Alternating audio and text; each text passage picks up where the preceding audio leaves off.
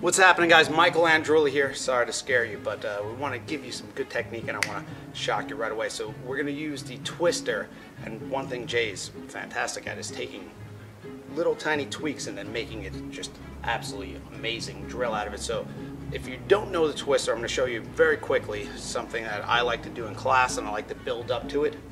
And the ultimate goal was to get them into handstands, so that's what you're going to help with, and I want to know that myself. So the twister, as a review, first keep your elbows tucked in nice and tight, right? So your hands are lower than your chest. Put yourself into like a push-up position, abs are nice and tight, and I want you to work left hand and right foot and right hand and left foot so that your striking gets better. So you pick up your right foot and you're going to pick up your left hand, you're going to slide them through. You're going to keep sliding through until you're in a dip position. And then I like to stretch the right leg out, pull it back through, and get some hang time and switch. And switch the left with the right. Into the dip, pull it back, and switch. Where I'm failing is I want to get into a handstand at that switch. So if we could just isolate this portion, Jay, what do we need to do? What are the steps to getting into that handstand confidently and safely? Right. So a handstand, in my opinion, is the best exercise you might not be doing. I think it's such an important thing to develop not only upper body strength, but leg strength and core strength. And we put all those things together, we get a full body exercise that's truly second to none. So just thinking about the twister that Mike did, so as we move this body diagonally, we're lifting right hand, left foot, we develop all this core strength because we ask the spine to lengthen and then strengthen at the same time. So as we put that together with this handstand, truly dynamic exercise. So just watch how it goes. So starting from that twister again, so I'll be here, sweep the leg through, coming around. So now my left leg is lifted. So as I come back through, I keep that leg lifted. But if I jump from here, as Mike was doing, we get a big hop, but very hard to find the handstand. So instead, with this leg lifted, I'm going to take a little jump in. And now my shoulders are going to be stacked over the wrists. So I find this alignment, shoulders over my wrists, my left leg still lifting high.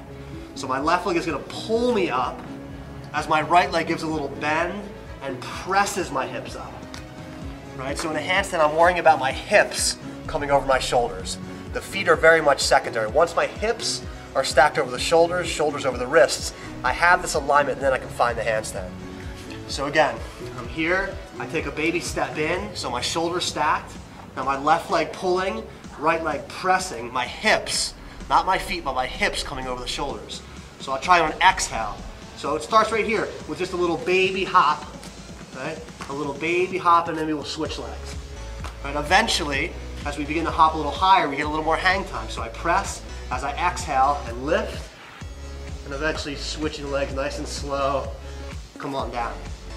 Now maybe you find a moment to hang, so as you press yourself up on an exhale, you lift. Maybe you find that second to hang, and then you just switch legs, slowly come back down, and you're in a great position for the twister on the other side. All right.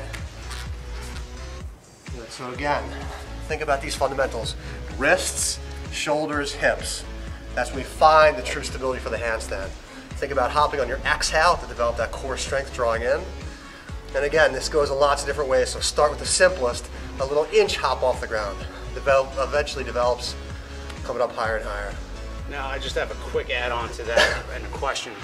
I've lately been focusing them in on grabbing, like actually gripping the ground to get their hands stronger, their forearm stronger.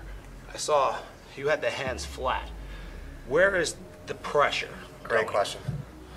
Great question. So if you noticed how Mike was doing his twisters, he was up in this position where he's pressing down through the knuckles. A very healthy position for the wrists because this takes a lot of the pressure out of the wrist as opposed to being down here like this. So oftentimes in yoga, people have lots of wrist problems, and the reason they do is because they're putting too much weight into the heel of the hand. Right, so when I did my handstand, I had my fingers spread wide, but the center point of my hands was in the knuckles. So I was pressing down more through the knuckles as opposed to the wrist. So as I pressed down through the knuckles, very similar to what Mike was doing the extreme by pressing down through the knuckles just like so. So with me in the handstand, I have my hands rooted to give myself a little more balance, but still the same exact idea, the weight distributed through the knuckles as opposed to the heel of the hand. Watching at home, if you just try that for a second and you put your hands down like this, you can feel that compression. This is what we want to avoid. So instead, You do the opposite by pressing down through the knuckles, creates a lot more safety and strength in the wrists and also the intrinsic forearm muscles as well. That's awesome. And that key point that when I heard it was, you don't want to get the feet over your head, you want to get the hips in alignment, correct? Right. That's what you're shooting for. Mm-hmm. And they can use a wall or perhaps build up to it. Yep, the way I learned, I practice in my hallway of my house. So the wall will be right there so I can spring myself up. The wall will be there to catch me, so there's no fear of going over. So you give yourself that safety net as long as you need to use it, and eventually you develop the ability to find your place in the middle of the room. That's fantastic. Hopefully you guys enjoyed it. Please email me at mike@ckOtrainer.com if you have any tips or questions or you have comments, and you can go to jaykarlinski.com if you want to find out about Jay's seminars coming up. You have anything coming up, Jay? Teacher trainings, lots of workshops, check it out. Peace, guys. Have a great day. You feel that quad squeeze in, and you feel a little bit of core work there too as you squeeze it in. Yeah. So this like, so imagine this is the standing leg for the handstand, same idea. So like, I'm gonna say that same idea of pulling it in. So my right leg is gonna press, it's gonna pull into the core. So my right leg presses me up and it pulls in to get my hips up. So it draws way in to get that action of like drawing in to get the body to lift up. That's a great tip too. Yeah. I love that. I gotta keep working. Fantastic. What about overcoming fear? The way to overcome fear is to be able to fall a couple times and know you're not gonna get hurt. You know, like once I figured, okay, I can control the fall, I'm not gonna wipe out hard and hurt myself, that gave me a lot more confidence to play with it. Because once I had that confidence, I was a little more willing to be in that space of I'm about to fall, but I can find a little more strength to stay for another half a second. So the key is you're going down, just pick a side.